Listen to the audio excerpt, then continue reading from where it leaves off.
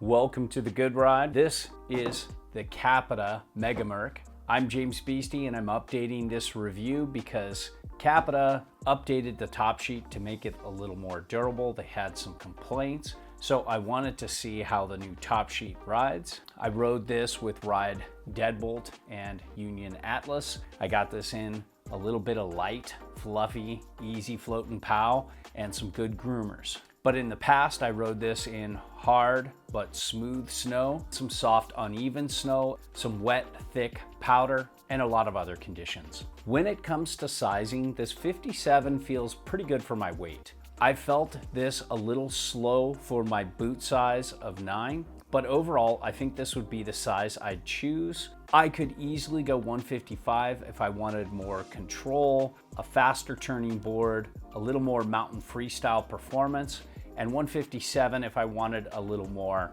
all mountain, do everything performance. One thing to note is the death grip in the center makes this board seem a little wider than it is. It's best to subtract about 3 millimeters from the waist width, and that's your actual waist width. But overall, it's bordering more on the mid-wide side of things, which is actually more the average size boot these days. So let's do a quick summary. Some things that'll make you want to swipe right on the Snowboard dating app. You get a lot of pop for having so mellow a camber profile. You get a really fast base. You get decent float for a centered stance for a board like this. Some things that'll make you want to swipe left. This doesn't have much setback on board if you like directional float in powder. This ultralight construction can be a little chattery in hard uneven snow and a lot more chattery in soft uneven snow. And if what I reviewed appeals to you here, then go to our sponsor, Blauer Board Shop. They're a snowboard only shop and they're helping us bring honest, objective content to you. So check them out, click through the links and buy something from them.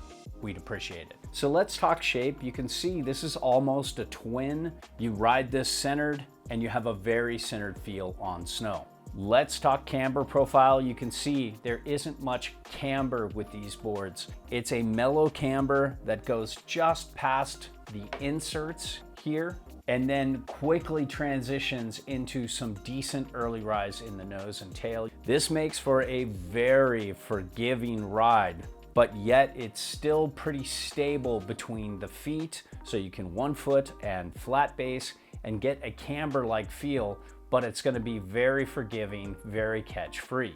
When it comes to edge hold, you have a 1.5 millimeter bump that is pretty long in the dead center of this board on both sides. It really helps give this board a little extra grip compared to boards that just have a normal side cut. It's not amazing like a lot of disrupted side cuts out there, but it's definitely an improvement. Let's talk Mega Merc Flex here. This is a very stiff flex for a twinish ride.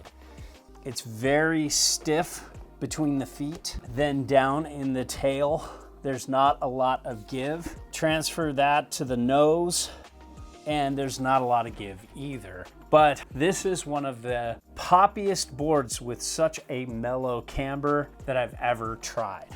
It just has pop and so much dynamic energy that it's easy for almost anybody to ollie with. And despite being stiffer in the nose and tail than a lot of other Capita boards, it was still somewhat easy to butter and play around with. I was surprised at how well it does in hard uneven snow compared to how poorly it does in soft uneven snow. I think that's just the one Achilles heel for all Capita boards that I've tried recently the last few years, but even more so in their Mega series, their Mega Death, their Mega Merc.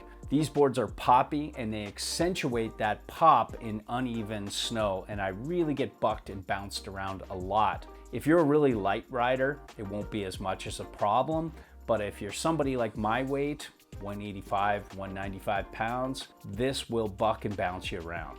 But when conditions are clean, you won't even know that's a problem. When it comes to pointing it, it does a lot better for this ultra poppy, ultra light construction. Bass glide is exceptional. This is a very high-end bass, up there with some of the best of the best. You have a lot of structure. It's a little aggressive for my taste personally. I'd love to have a little less structure, but if you see a lot of wet, sticky snow, you're gonna love this. So when it comes to turning, this Mega Merc is a little slow edge to edge, even with very responsive Union Atlas and pretty responsive boots, the Ride Deadbolt.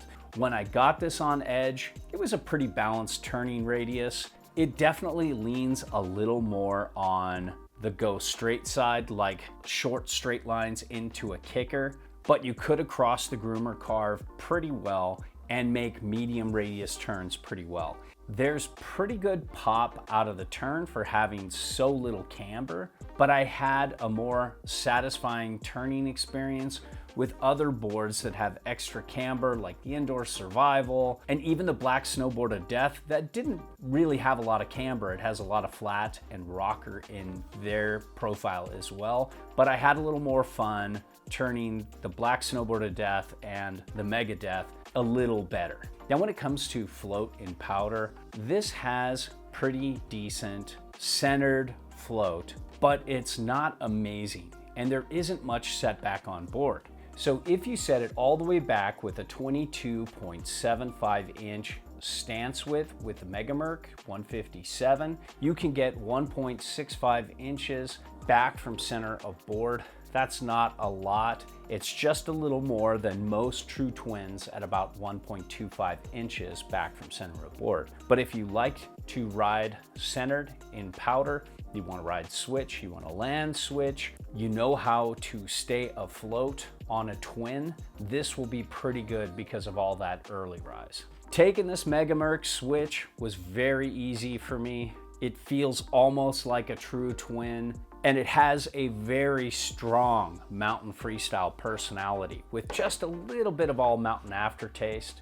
Not really for those directional kind of riders. I think this is excellent for those who are launching off anywhere from small to big kickers. It accommodates all types of riders. So overall, this new construction didn't really change the ride at all. It just improved the durability. Didn't feel like it changed the weight. This feels super light. So I think for most people out there who want an ultralight, ultra poppy ride, you mainly see good conditions. You don't really set it back much in powder to get directional float, but you want good centered float and a very well-rounded one board mountain freestyle to all mountain one board quiver.